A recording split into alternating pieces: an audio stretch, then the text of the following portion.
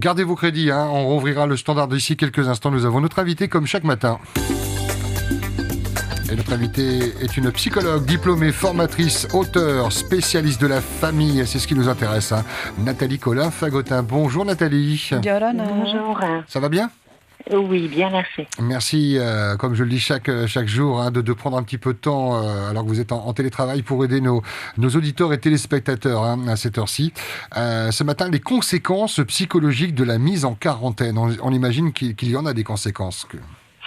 Oui, des conséquences qui ont été étudiées depuis un certain nombre d'années d'ailleurs, puisque c'est une mesure qui est prise lors de grandes épidémies comme par exemple Ebola en 2014. Donc il y a des scientifiques en fait qui se sont penchés sur les conséquences psychologiques de cette mise en quarantaine. Alors on pourrait dire de quatorzaine, parce que la durée en fait d'isolement des personnes qui sont potentiellement à risque, du coup, va varier en fonction de la période d'incubation de la maladie. Donc, pour ce qui est du Covid-19, on a beaucoup entendu des quatorzaines de semaines donc de mise en quarantaine.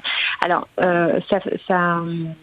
on considère déjà, les scientifiques en fait nous disent que au-delà de 10 jours, les conséquences psychologiques sont plus importantes. Si la quarantaine dure moins de 10 jours, on a vraiment une différence de conséquences. Alors quelles sont ces conséquences ? La principale concerne ce qu'on appelle dans notre jargon le syndrome de stress post-traumatique. Donc on va avoir des effets à moyen terme et parfois à long terme de stress post-traumatique avec tous les effets psychologiques que l'on connaît. Et puis parfois, par exemple, concernant il y a de l'anxiété. Donc par exemple, sur les personnes vont avoir des craintes sur le fait de contaminer leurs proches, et puis évidemment d'être contaminés eux-mêmes, puisque tout au long de la mise en quarantaine, en fait, il y a un doute qui persiste concernant l'apparition de la maladie. Donc du coup, on va avoir aussi tout un certain nombre de conséquences reliées à l'anxiété. Et puis, il y a d'autres conséquences qui sont plutôt liées au fait de perdre des repères, au fait d'avoir une baisse de l'activité. Donc, il y a un ennui qui va s'installer peut-être au quotidien et au fil des jours et qui va susciter une frustration plus ou moins importante. Et on sait que on va dire la frustration, elle peut occasionner, si elle dure dans le temps, un certain nombre d'autres conséquences secondaires comme la dépression, mais éventuellement aussi comme des troubles de l'humeur. On va être plus irritable, on peut aussi être amené à avoir plus de colère, ou parfois aussi à abuser de médicaments, de drogues, d'alcool. On peut aussi avoir des troubles du sommeil. Donc vous voyez, les conséquences peuvent être assez importantes. Voilà, c'est un peu une réaction en chaîne, effectivement. Les frustrations peuvent venir également du regard des autres. On voit les réactions sur les réseaux sociaux, des messages qui s'adressent à ces gens qui sont en quarantaine, qui ont déjà, comme vous le dites, qui vivent au quotidien dans le doute avec tout ce que vous venez d'évoquer, mais parfois les réactions et les commentaires sont brutaux quand même, se broutent de pommes, quoi. Oui, d'ailleurs le deuxième élément qui souvent est déstabilisant et peut être pénalisant pour les personnes, c'est d'être coupé de leur entourage, de leurs proches, et donc d'être isolé physiquement. Ça va être effectivement un élément qui va toucher la santé mentale. Et plus cette coupure en fait avec les proches est longue et importante, et plus on aura des conséquences justement sur la santé mentale des personnes. On voit que l'être humain est compliqué, ses réactions. Est-ce qu'il faut compter les jours quand on est en quarantaine ? Alors là, on parle de quinzaine. Est-ce qu'il faut faire des petits traits sur le mur, sur le calendrier ? Ou alors vaut mieux faire abstraction du temps et prendre, comme vous l'évoquiez lors des derniers rendez-vous, d'autres repères ? Alors effectivement, là, ce sont des repères qui sont préconisés par rapport à des recommandations, on va dire, globales. C'est le fait de maintenir dans ces journées des routines. On en a déjà parlé, ça paraît effectivement insignifiant, mais ça a vraiment son importance. Le fait de se lever, de s'habiller, même si on ne va pas forcément au travail, de manger à heure régulière, de se coucher aussi à heure régulière, et puis dans la mesure du possible, avec évidemment les limites du confinement, de s'adonner à des activités qui sont dans la mesure du possible, motivantes, intéressantes et qui vont donner du coup l'impression de pas tourner en rond toute la journée et d'attendre justement en comptant les jours la fin de la quarantaine. Ça c'est la première recommandation. Et puis la deuxième recommandation, et c'est vrai que on a des outils aujourd'hui qui nous permettent de garder des liens. Donc en fait c'est ça, c'est de garder un maximum contact. Donc le téléphone, Internet.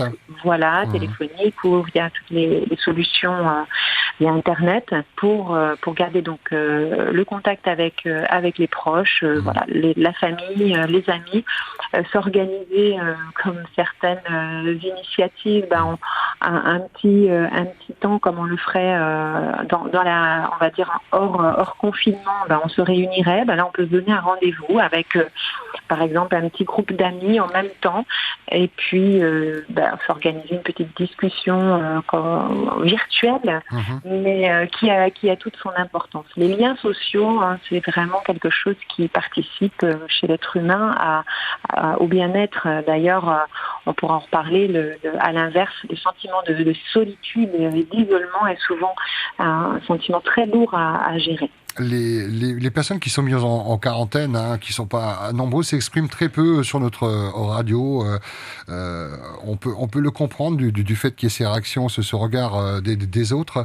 Vous leur conseillez d'agir ainsi, d'éviter de s'exposer et puis de se faire oublier? Alors en tout cas, de toute façon, le contexte est tellement un peu anxiogène que ça suscite énormément de réactions, souvent irraisonnées, souvent disproportionnées, et qu'effectivement, c'est pas utile de s'exposer parce que du coup, le risque, c'est de s'entendre dire des choses qui peuvent être déplacées, voire brutales, voire violentes dans certains cas. Donc le but n'est pas de s'exposer à on va dire au vu au su du grand public qui souvent n'a pas forcément la délicatesse qu'on peut avoir dans le cadre d'une relation proche, mais par contre de garder encore une fois des liens avec des personnes qui sont dans le cercle social restreint, c'est-à-dire des personnes compréhensives qui vont avoir... Là où on est sûr d'avoir de l'amour. On est sûr d'avoir du soutien, on est sûr d'avoir de l'amour, on est sûr d'avoir de la compréhension et une attitude bienveillante parce qu'évidemment on n'a pas choisi quand on est en quarantaine, on l'est de fait par obligation. Donc voilà, c'est déjà difficile en soi à vivre, donc inutile d'ajouter des facteurs stressants supplémentaires. Merci infiniment Nathalie Collin-Fagotin, famillypsy.com, le site internet, l'univers également de Family Psy sur une page Facebook. Un dernier mot pour ceux qui sont en quarantaine à ce jour, en quinzaine, et ceux qui pourraient l'être dans les jours à venir. Alors déjà, bon courage pour tous ceux effectivement qui sont en quarantaine parce que ça en demande du courage, de la persévérance et de vivre au jour le jour au mieux possible, chaque jour qui passe, le moment présent. Et puis peut-être aux familles et aux proches qui connaissent des personnes en quarantaine, un petit coup de fil pour prendre des nouvelles, un petit message de soutien. Ça demande pas beaucoup de temps et puis ça peut remonter le moral, ça peut vraiment faire plaisir et aider justement ceux qui sont en situation plus délicate, proches ou en métropole, par exemple, où je sais qu'il y avait certains Polynésiens qui sont restés également confinés loin de leurs proches. Donc un petit mot, une solidarité pour réduire ce sentiment d'isolement et de stress. Merci infiniment Nathalie. Belle journée, on vous dit à demain, fin de semaine, tranquille avec d'autres conseils pour nos auditeurs et téléspectateurs. Belle journée Nathalie. Merci. Maruru mai te ia tote Nathalie Collin-Fagotin o tatatou I whaarohonei te prau o te quarantaine, 14 atoa. Ha te whiwhi tupu mai I roto te prau o te whawhaiara, te prau o te teime whawhaiara huru anei mhana I arheiru atu te huru o te mhana ninhe te teia whiwhi tupu mai I roto I te whirurira. Aita te tata I taf ahau tupu mai te teia hoa ho, te whiu, aita I topap ahau te toto o rau mau whiwhi, enhenhe e tupu mai in e tātou e no tātou aita e wharere ahau te whet ia nei e riro at o te e whiwhi te parau o te wherurira mea whauw ia whaata e mai te at ohia te ohipa o tātou e raweit mau mahana at o e mea whauw ia wei taamu noa tātou e tō tātou mau utuawhare, tō tātou whet i, tō tātou mau hoa nei nā rotoa nei te raw o te niu parau o te natirara e riro e tauturu no tātou e ai tuitur ia tātou.